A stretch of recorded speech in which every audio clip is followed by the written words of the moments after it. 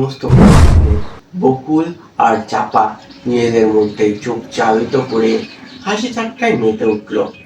চাপা ললিতার দিকে তাকিয়ে খানিকটা মুখ বিকৃত করে মৃদু হাসতে হাসতে বলল, মরল যা। বলি, মেয়ের ভয় দেখো, এত বড় হয়েছিস অথচ এখনো ভূতে ভয় পাস। এই কথা যদি অন্যান্য বান্ধবীরা জানতে পারে তাহলে তোর কি অবস্থা হবে ভেবে দেখেছিস? তাই একদম বেশি কথা না বলে আমাদের সাথে চল চুপচাপ বামন পুকুরের ধারে ওই মস্ত বেল গাছের তলায়। আমরা গিয়ে সারা থাকবো নাকি ওইখানে, কিছুক্ষণ দাঁড়িয়ে থাকবো, তারপর চলে আসবো।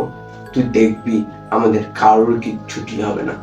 কারণ ভূত বলে আসলে কিছু নেই, যা রয়েছে তা হলো মানুষের মধ্যে কেবলমাত্র মিথ্যা ভয়, যার বাস্তবে বিন্দুমাত্র কোনো মূল্য নেই।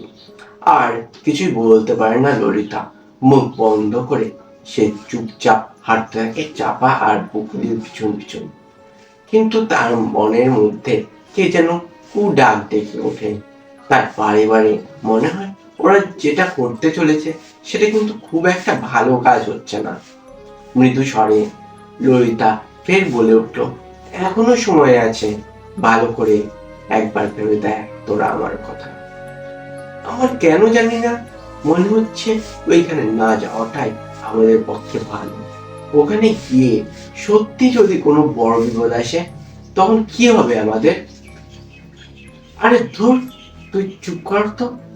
আমরা যদি জানতাম যে ললিতা তুই এত ভীতু, তাহলে কখনোই তোকে আসবার জন্য এত জোর করতাম না।